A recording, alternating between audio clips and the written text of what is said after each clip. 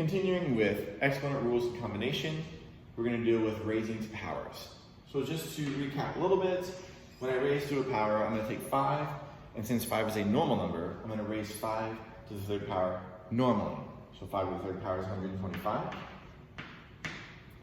X squared being raised to the third, take your exponents and multiply them, so it's x to the 6th. Y to the first power, raised to the third power, multiplied, which is y to the third power. So that's just a little recap. Now let's do one where we have a combo. In this problem, we have negative exponents, we have a 0 exponent, but we have all this stuff being raised to the 4th power, so those are the rules being combined here. So 2 being raised normally to the 4th power, which is 2 times 2, which is 4, 8, 16. So I'm done with my 2. Base x, negative 1 times 4, negative 4. Base y, negative 2 times 4, negative 8. Base z to the first to the 4th is to the 4th. A to the 0 times 4 is 0, so a to the 0 is just 1. Now from here I know that I have some negative exponents, which means they're going to have to move to the bottom to become positive. So my final answer will be 16. And z to the 4th is going to remain on top. On bottom I'm going to have x to the 4th and y to the 8th.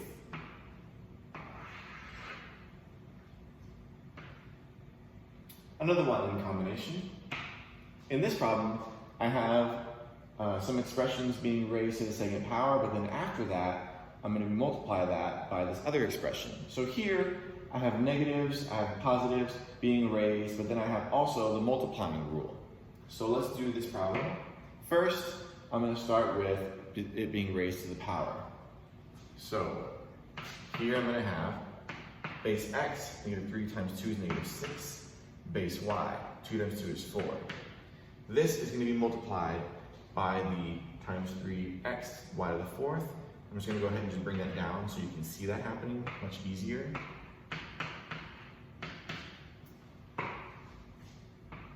So continuing the problem, I'm going to have x to the negative 6th being multiplied by x to the 1st, which is x to the negative 5th.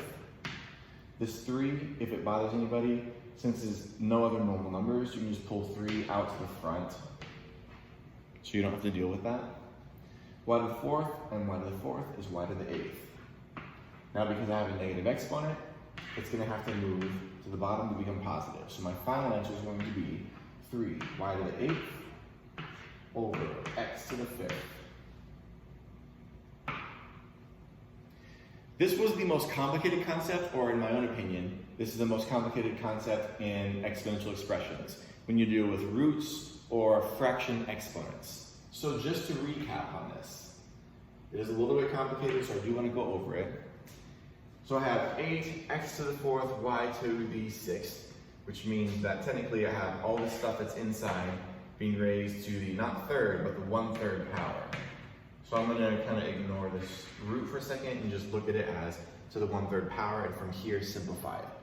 So that means I'm doing the cubed root, or the third root of 8, which is going to be 2. That comes out to a nice neat number, which is nice. X to the 4th to the 1/3 is x to the 4/3. And I have y to the 6th being raised to the 1/3, which is 6 over 3, which simplifies to just 2.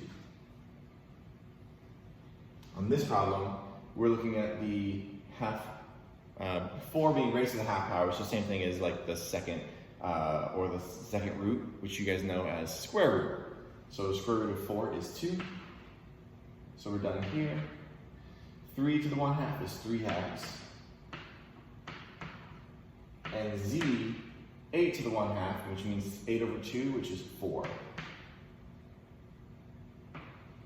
Now, since the recap's over, we're going to do a more complicated problem where we have stuff in here being raised to a power, but also the root of it. So I'm going to just go ahead and put all this stuff in one simple, well, I say simple, this is actually a complicated problem. So let's look at it. I'm going to do 4x squared, y z to the 5th, to the 3rd power, of course. But then that stuff, again, afterwards, is being raised to not to the 5th power, but to the 1/5 power. That's a terrible 5. I'm actually usually do at 5. I don't want that being mistaken for a 6. All right, so doing this problem, I'm going to start from the inside and work my way to the outer parentheses. So the first one, 4 being raised to the third power normally is going to be 64. So I'm done with the 4. X squared to the third is x to the 6th.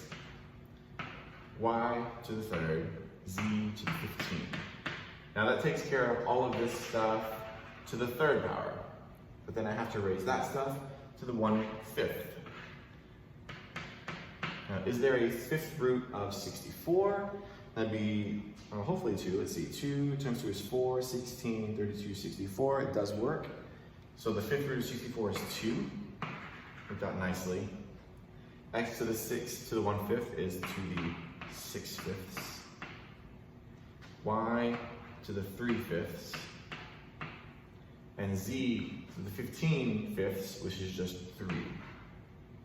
Z. 3.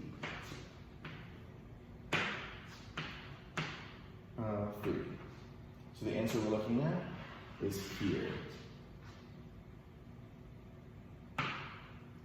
This is the last one we're doing. It's the most complicated problem.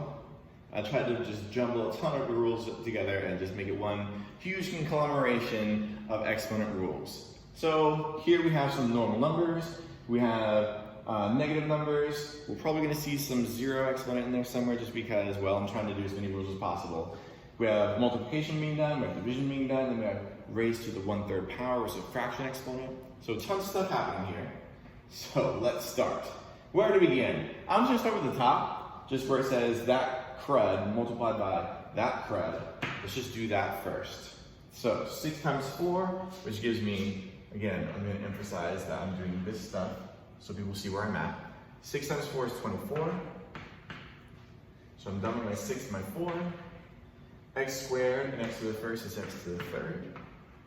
Y to the first, y to the negative second is y to the negative first.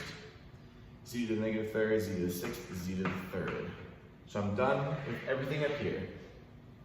Now I'm going to do the bottom stuff of this, which is 3x to the third, y squared, z to the negative third. I'm going to go ahead and do that. Once I'm done doing that, then I will raise it to the 1/3 last. So let's go ahead and do this mess. 24 divided by 3, we know is 8. I'm going to do this in a different color so you can see the steps that I'm doing. So I'm done with these. X to the third divided by x to the third is x to the 0, which is 1. Y to the negative first minus y to the second, right? Because when you divide, we're subtracting. So -1 minus 2. If you do the math correctly here, we know that's going to be y to the negative third.